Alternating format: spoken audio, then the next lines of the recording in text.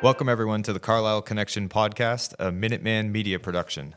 My name is Ryan McLean. I'm the town administrator in Carlisle, Massachusetts, and I'm joined by a special guest today. You want to introduce yourself? Yes, good morning, Ryan. My name is Brian MacDonald. I'm the principal assessor for the Town of Carlisle. Welcome. And we're going to talk about taxes today, so everyone's going to be really excited about that. Always. Nothing says the holidays like taxes, even though they timed it that way. I'm not sure they did that on purpose. And this isn't your first time on, right? You did this before? This will be the second time you've had me on, Ryan. Thank you. Did your kids listen to the podcast? Were you at least a celebrity in your family?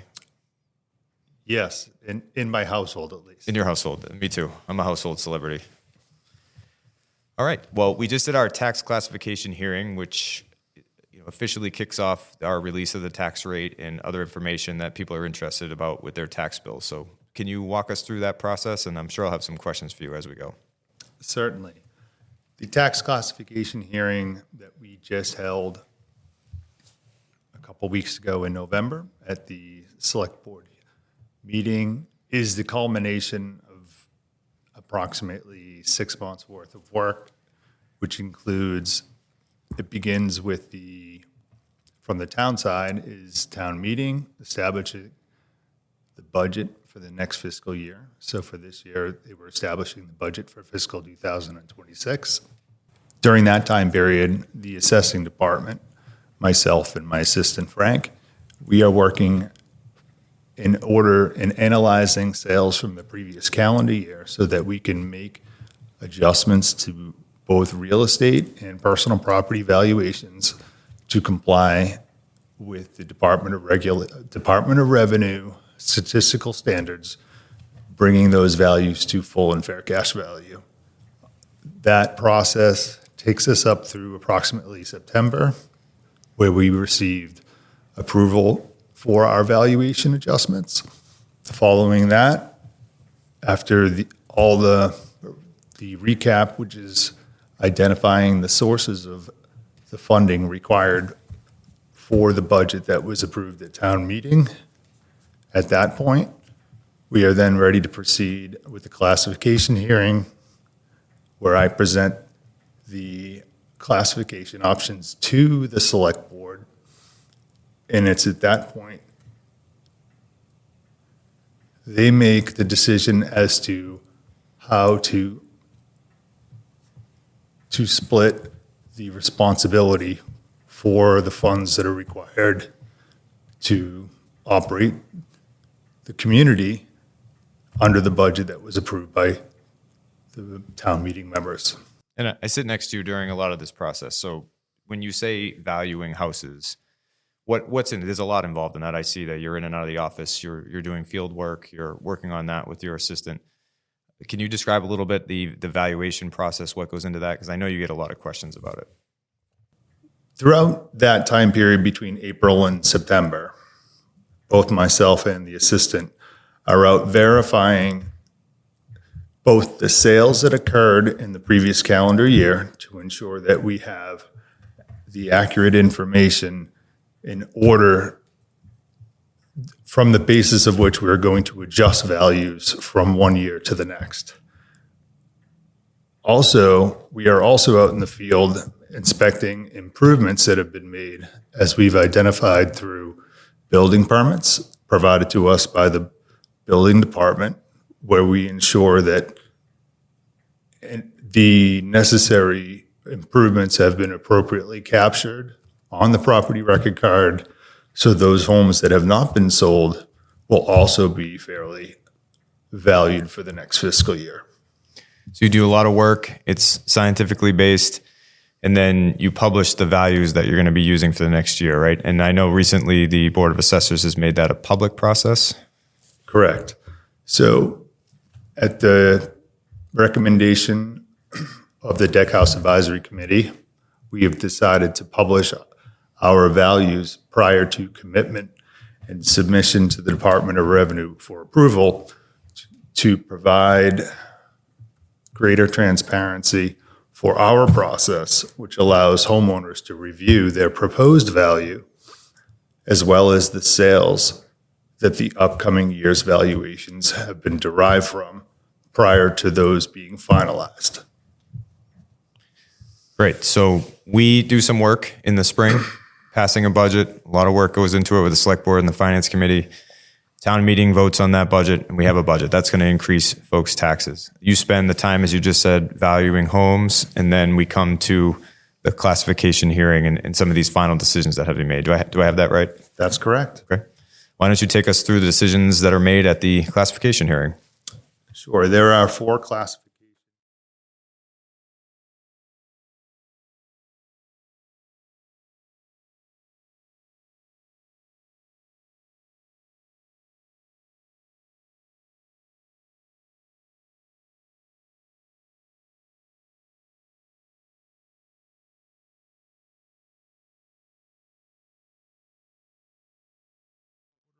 The select board voting on each option prior to proceeding to the next, as each vote will impact the following options as well. It's a cascading effect. So these votes could shift taxes from one tax base to the other. And I'm guessing that in some communities, all 4 matter, and in other communities, some of them don't because of certain situations that don't exist. So which ones matter in Carlisle? Which ones do you focus on?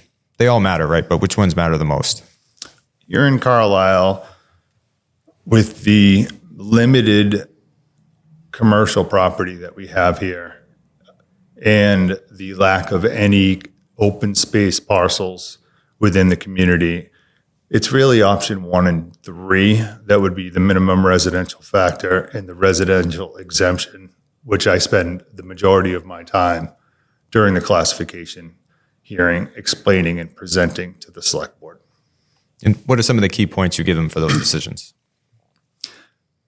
The minimum residential factor, the first option is the most important of the 4, and one in which every community spends the most time on. So the selection of a minimum residential factor is when the governing body or the executive body of the city or town decides whether or not to shift to either set a single tax rate where both the residential open space classes and the commercial, industrial, and personal property classes would each pay their proportionate share of the tax levy based off of the percentage of the total value that they represent within the community. So a residential factor of 1 would keep a single tax rate for the residential open space and the commercial, industrial, and personal property classes. So everybody pays the same rate. The same tax rate, that's correct. So if you were to shift it, it would be because you have a large commercial tax base or an appetite to move taxes from residents to business, say. I know that's simplified, but. I would say the majority of the time, most communities choose to do so when they have a substantial CIP property class that allows for that property class to lessen the tax burden to the residential taxpayers within the community. You do have some communities that choose to initiate a small shift because the commercial, industrial, and personal property class represents a small percentage of the whole within the community.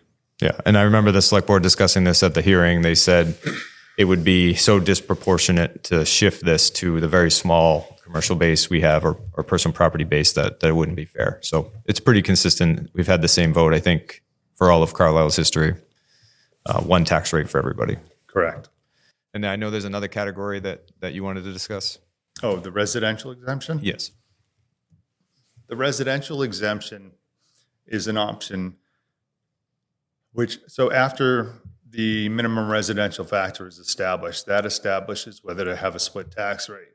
And the subsequent 3 options, of which we're only going to go into the residential exemption, is when you can have a shift within the residential open space class or the commercial, industrial, and personal property classes.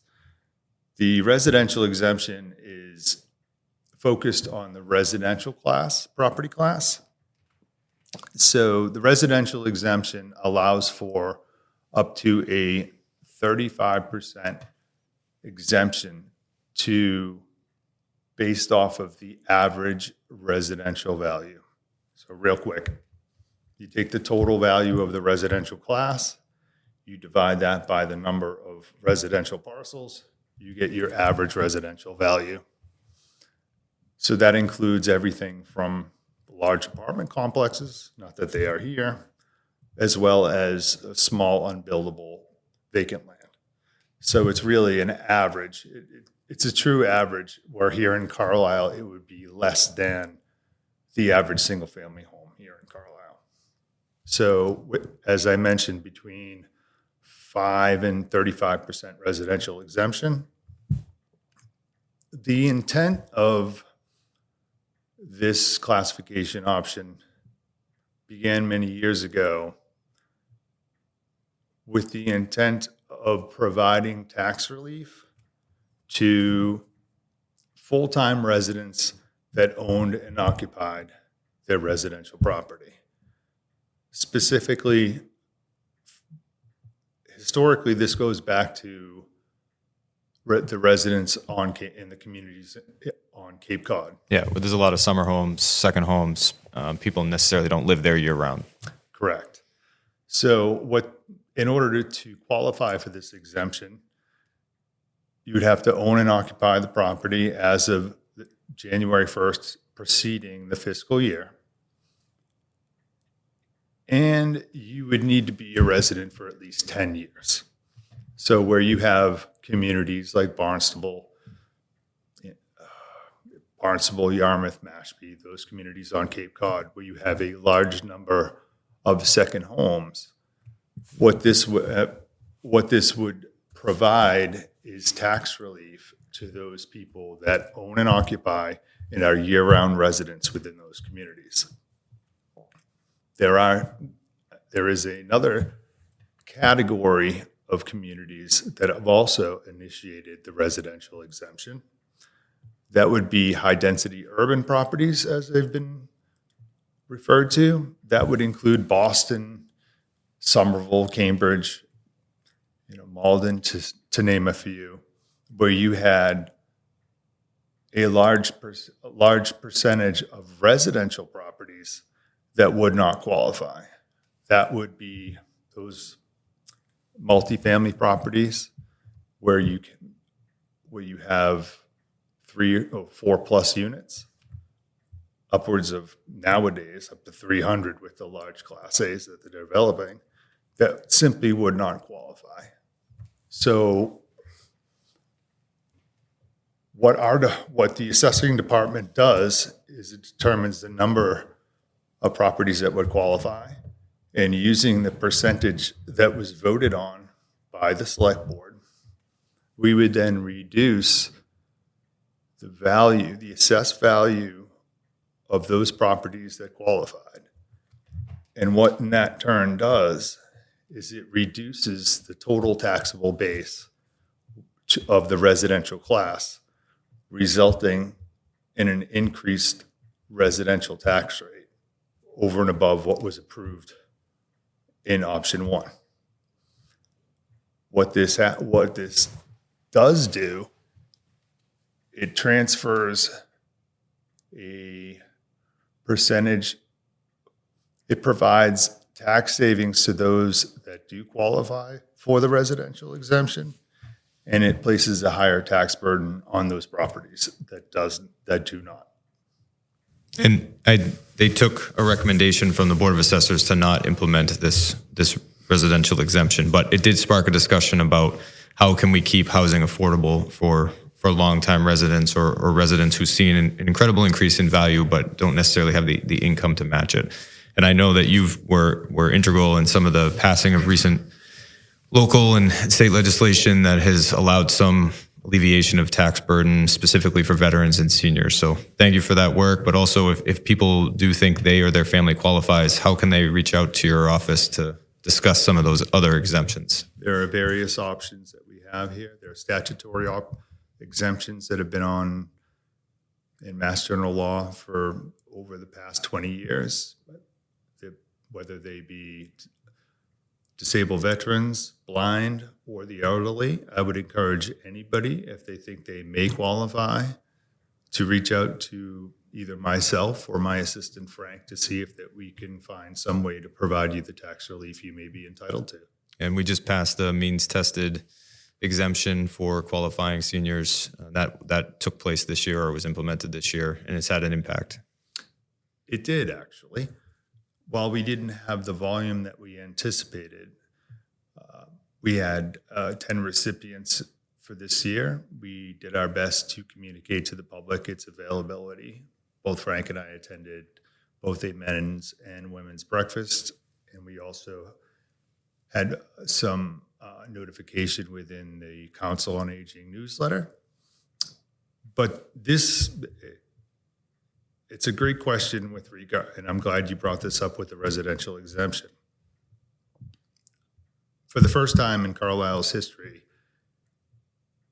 you will see a residential tax rate that will exceed the one that is paid by the commercial, industrial, and personal property classes. That the reason for that is the means-tested senior exemption functions much like the residential exemption, in that rather than treating the means-tested exemption as we do with other statutory exemptions, where they are fully billed based off of the tax rate, and then they receive an exemption, which is a reduction from the overlay account after the bill is sent. What the functionality works much like the residential exemption, in which the amount of that these 10 seniors qualified for would then be converted to an assessed value, and then that total amount of the exemption would be deducted from the residential taxable base. And this year, it did result in the increase to the residential tax rate of just 1 penny. Right. So unlike the other exemptions where everybody pays for them, this shifts taxes away from those who can't afford it as much and gives it to people who can. Correct. The impact of implementing the means-tested senior exemption was $13 to the average single-family home here in Carlisle. And a significant decrease in taxes for those who qualified and who needed it. Absolutely. That's great. I'm glad we were able to work on that. I know your expertise was instrumental in understanding how to implement it, but also get the information in front of voters to pass it. So thank you and Frank for all your work in that. All right, so the last question everyone has when dealing with their tax bills, which is coming up soon, is they may have seen it or they're probably going to see an increase in their taxes. How should they learn more or interpret that increase? What goes into an increased tax bill? Because I know you get that question a lot. I hear it every day. Don't shoot the messenger. So as I mentioned to start, we have multiple components that go into the determination or the calculation of a single tax rate. You have the budget, and you have which is voted and approved by town meeting members. And then you have the assessment side, which is, and our role is to determine the equitable distribution of the tax levy that was approved by town meeting members. So when we come up with our values, the real estate market is imperfect. It is the assessing department's role to ensure that everybody is valued equitably and to meet the statistical standards established by the Division of Local Service, a division of the Department of Revenue. So when you're speaking to an increased tax bill that may exceed their neighbor or other neighbors, this typically is common because we have an imperfect real estate market. not all real estate appreciates or depreciates at the same rate. So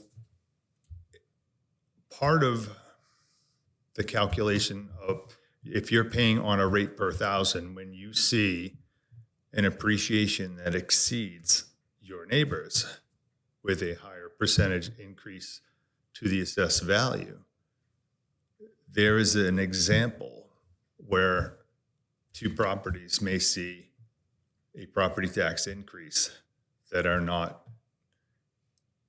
of the same percentage. And it is our role to determine what those values are, whether it be in an appreciating market or in a depreciating market. And it works much the same way.